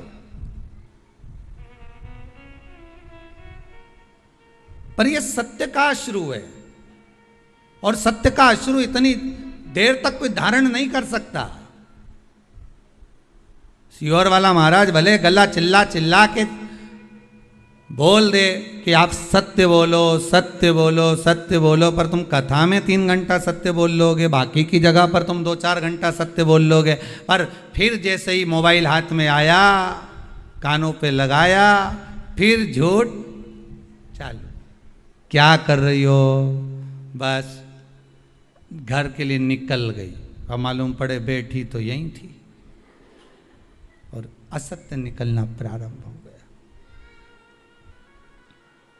फिर वो असत्य प्रारंभ हो गया। सत्य को प्रमाण नहीं चाहिए साहब, पर असत्य को प्रमाण चाहिए।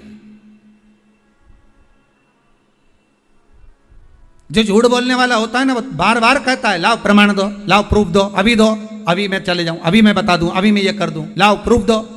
असत्य को प्रमाण चाहिए, सत्य को प्रमाण की जरूरत नहीं पड़ती भाई। अभी मैं ये कर देता, सत्य को प्रमाण नहीं चाहिए। सत्य सत्य। सती, ब्रह्मदेव ने असत्य बोला, भगवान शंकर ने तुरंत भैरव को प्रकट करा, और काल भैरव को प्रकट होकर कहा काट दो ब्रह्मा जी का सिर, जिससे वो असत्य बोल रहे हैं, काटो इसका सिर। नख तोड़ा, ब्रह्मदेव का सिर कट गया, क्योंकि झूठ बोल रहे थे।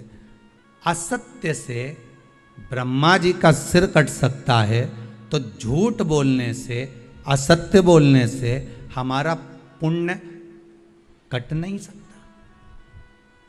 पाप बढ़ेगा और पुण्य कटेगा, पुण्य भी तो समाप्त होता है।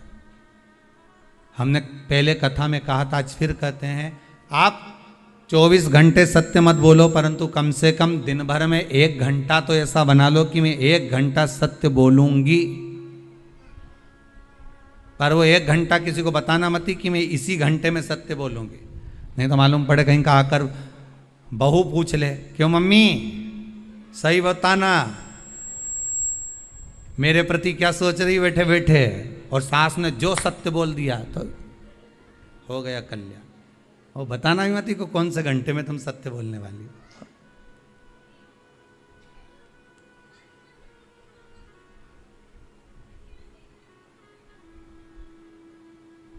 जैसे गीता पढ़ने का विषय है, हृदय में उतारने का विषय है। गीता, श्रीमद् भगवत गीता पढ़ो, हृदय में उतारो, अपने बच्चों को पढ़ाओ। क्यों? क्योंकि आज अगर आपके बच्चे गीता को पढ़ लेंगे तो आपके बच्चों को अदालत में खड़े होकर गीता पर हाथ नहीं रखना पड़ेगा। गीता पढ़ने का विषय है, गीता हृदय में उतारने का विषय है।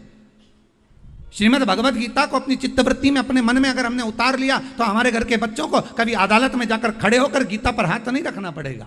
अगर गीता का स्मरण करा है तो, श्रीमद् भगवत गीता का मनन चिंतन करा है तो।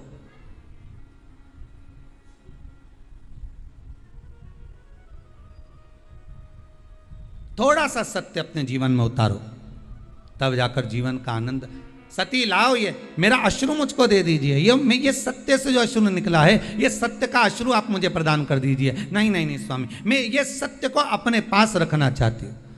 शंकर भगवान ने कहा, सुनो सती, अगर सत्य अगर आपने अपने पास में रख लिया तो आपको सहन बहुत कुछ करना पड़ेगा।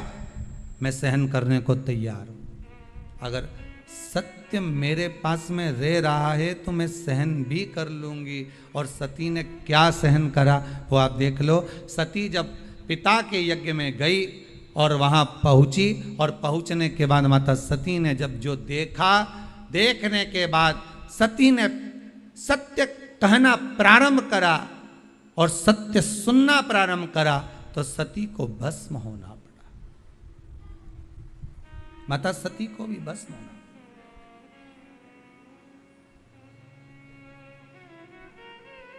बड़ा कठिन है महाराज।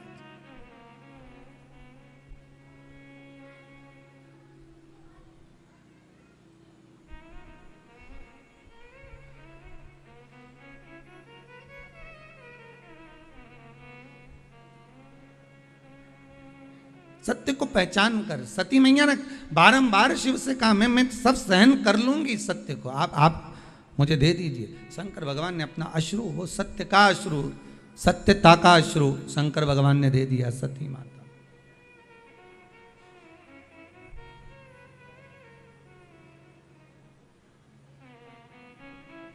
और सत्य जब माता सती के हृदय चित्त में समाहित हो गया, सत्य जब माता सती के हृदय चित्त में विराजमान हो गया, तब फिर सती शिव के चरणारविंद का स्मरण कर कर अपने प्राणों को त्याग दिए, भस्म हो गए। बस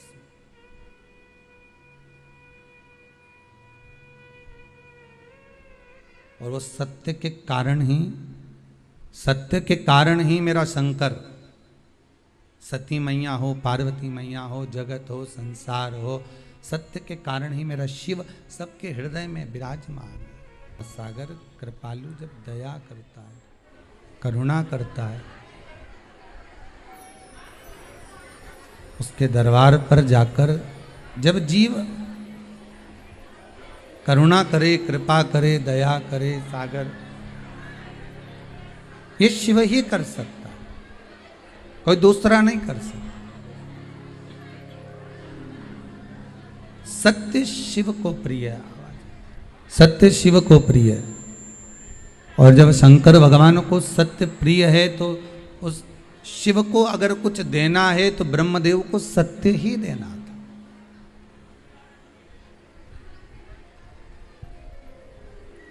ब्रह्मा जी अगर देना चाहते तो सत्य दे देते, पर ब्रह्मदेव ने सत्य नहीं दिया। ब्रह्मा जी सत्य नहीं बोल पाए। और ब्रह्मा जी अगर सत्य प्रदान एक बार कर देते तो फिर असत्य ब्रह्मा जी को बोलना ही नहीं पड़ता। किस लिए बोलते थे?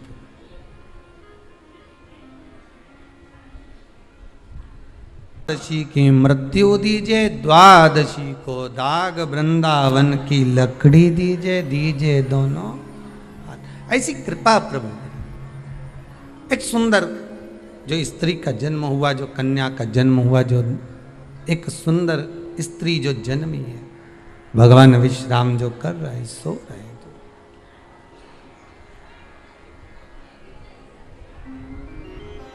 प्रकट हो गए। एकादशी का जन्म मार्गशीर्ष मास कृष्ण पक्ष एकादशी उत्पन्ना, उत्पत्ति एकादशी प्रकट। पाप पुरुष एकादशी को देखा, भाग गए। कितना सुंदर व्याख्यान वर्णन है, जरा ध्यान दीजिएगा कि मात्र एकादशी का दर्शन ही पाप पुरुष ने करा और वो भी भाग गया। घर में अगर कोई एक व्यक्ति एकादशी का व्रत करता है तो उसके घर में पाप प्रवेश नहीं करता। ये देखिए कितना सुंदर व्याख्या। पाप पुरुष भागा। मुरदैत्य सामने खड़ा था। जैसे ही सुंदर स्त्री को देखा, मुरदैत्य ने हाथ आगे बढ़ाया। इतने में एकादशी माता ने तुरंत जो हाथ का धक्का दिया कि मुरदैत्य ने जैसे देवताओं को नीचे पटका था, वैसे ही मुरदैत्य भी भूमि पर गिर पड़ा। बहुत ध्यान देना, अगर आप किसी को नीचे गिरा रहे हो तो अपनी भी तैयारी पूरी कर कर रखना कि तुम भी कहीं ना कहीं नीचे गिरोगे, आज नहीं तो कल। आप किसी के लिए खड्डा खोद रहे हो, तैयारी कर रखना, एक दिन आपके लिए भी तैयारी होता है। घर में एक बूढ़े पिताजी रहते थे, तो पत्नी ने कहा तुम्हारे पिताजी बहुत खांसते हैं, बच्चों को पढ़ने में तकलीफ होती है, एक काम करो इनको माली के कमरे में ठहरा दो, चौकीदार वाले, चौकीदार के कमरे में पिताजी को। हाँ, फिर रोटी वोटी भोजन वोजन क्या करेंगे, मैं यहाँ से सब भेज दूंगी, तुम चिंता मत करो। पिताजी को चौकीदार के कमरे में ठहराओ, एक घंटी लगा दो, पिताजी घंटी बजाएंगे, मैं यहाँ से सामान भेज दूंगी। ठीक है। पिताजी से बेटे ने कहा पापा बाबूजी आप पीछे के कमरे में ठहर जाओगे क्या चौकीदार वाले? हाँ बेटा, मुझे तो सोना है, कहीं पर भी सो जाऊं, उसमें क्या दिक्कत। हाथ जोड़ के पिताजी आपसे हाथ जोड़ता हूं, आप इस मकान में अंदर कभी मत आना, आप बाहर रहो। ठीक है बेटा, अगर आप बोल रहे हो तो मुझे कोई दिक्कत नहीं है। ठीक है, एक घंटी लगा देता हूं, बजा देना, पानी ले आएगी बहू, भोजन ले आएगी, नाश्ता ले आएगी, चाय ले आएगी। ठीक है।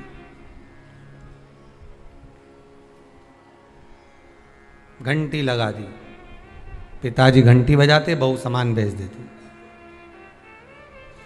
एक दिन पिताजी ने घंटी नहीं बजाई, बेटे ने कसम दी थी अंदर मत आना मकान। बेटा शाम को आया, पत्नी से पूछा क्यों, पिताजी को चाय भोजन नाश्ता वगैरह दिया? पिताजी ने घंटी नहीं बजाई, हो सकता उनके पास रखा होगा। बेटा शाम के समय पिता के कक्ष में जाकर देखता है पिता पलंग से जमीन पर पड़े हुए थे। पूछा, जल का छींटा दिया, बेहोशी में पिता थे, उठे, क्या हो गया पिताजी? पिताजी बोले प्यास लगी। पानी नहीं पिया क्या आपने? भोजन नहीं किया? नहीं, मैंने खूब घंटी बजाई पर कोई सामान लेकर नहीं आया। बेटे ने घंटी बजाकर देखी तो घंटी नहीं बज रही थी। पिताजी घंटी तो बज नहीं रही है। पिताजी बोले मुझे लगता है घंटी के तार को ऊंदरा ने कतर दिया होगा, चूहे ने कतर दिया होगा, इसलिए घंटी नहीं बज रही होगी। बहू का दोष नहीं है बेटा। बेटा बाप को पानी पिलाता, इतने में बाप चला गया, मर गया, प्राण छूट गए, अंतिम संस्कार हो गया। 10 दिन पूर्ण हो गए, सफाई होने लगी।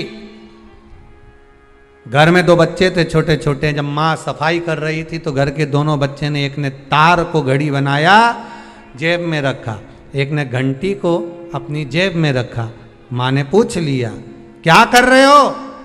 बच्चे चिल्ला कर दौड़े, घंटी जेब में रख रहे हैं। क्यों? जैसे आपने दादाजी के लिए घंटी लगाई थी, आपकी बहू आपके लिए लगाएगी, उसकी तैयारी कर रहे हैं। ये उसकी तैयारी है। जैसा करोगे वैसा भरोगे। किसी के ऊपर उंगली उठाओगे, ये बाकी की उंगलियां आपकी साइड जाएगी, एक दिन आप पर भी उंगली उठाई जाएगी। किसी के लिए अपयश करोगे, एक दिन अपयश आपको भोगना पड़ेगा। किसी के लिए आप शब्द बोलोगे, वो शब्द आपको भी झेलना पड़ेगा। किसी के लिए बुरा करोगे, बुरा आपको भी झेलना पड़ेगा। मत बुरे कर्म कर बंदे, वरना पछताएगा। भगवान की आंखों से तू बच नहीं पाएगा, तू बच नहीं पाएगा। कब तक बचोगे? किसी कपटी के साथ कपट करोगे ना, चल जाएगा, पर किसी भोले के साथ, सीधे के साथ, जिसने आपके साथ पूर्ण विश्वास करा, उसके साथ अगर कपट कर गए तो जिंदगी नरक जैसी जाएगी। नरक से भी भोला है कोई घर में, आपके परिवार में कोई सीधा है, भोला है, बहुत सरल है, किसी के बीच में नहीं बोलता, उसके साथ अगर आप कपट करोगे तो आपको रोना तो बहुत पड़ेगा साहब, बिलकना तो पड़ेगा बहुत। अब एकादशी ने धक्का दिया, नीचे गिर गया। कहते हैं 1 वर्ष लग गया था उस मूर्दैत्य को उठने में, जो धक्का एकादशी ने मारा था। कई एकादशी ऐसी रे, एक धक्का जो मारे नहीं तो अच्छा निपटी जाए। पाप, कपट, छल, बेईमानी, प्रपंच, ये तो उठे ही नहीं दादा एकादशी के दिन। ये सब दुबक के बैठ जाए, आज एकादशी है, आपने बोलना ही नहीं। ऐसे हर एकादशी पे एकादशी आ जाए तो तुम काय बोले उससे?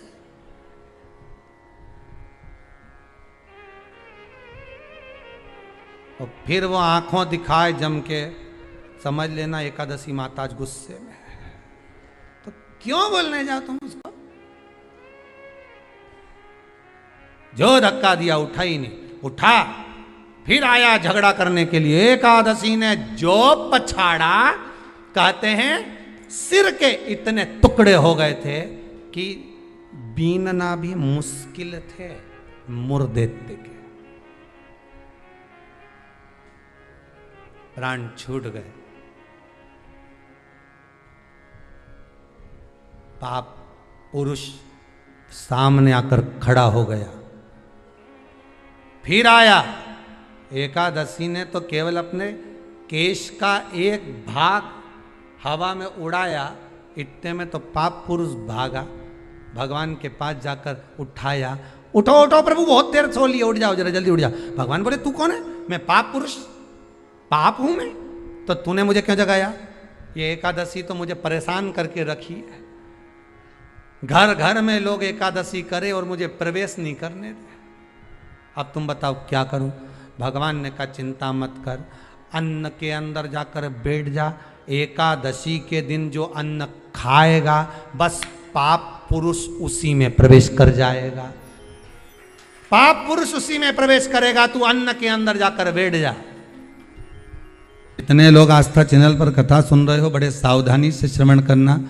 फेसबुक, यूट्यूब पर अगर कथा सुन रहे हो तो बड़ी सावधानी से श्रवण करना कि इसमें तुम्हारी अभिमतता नहीं है, इसमें कुछ का भान नहीं है,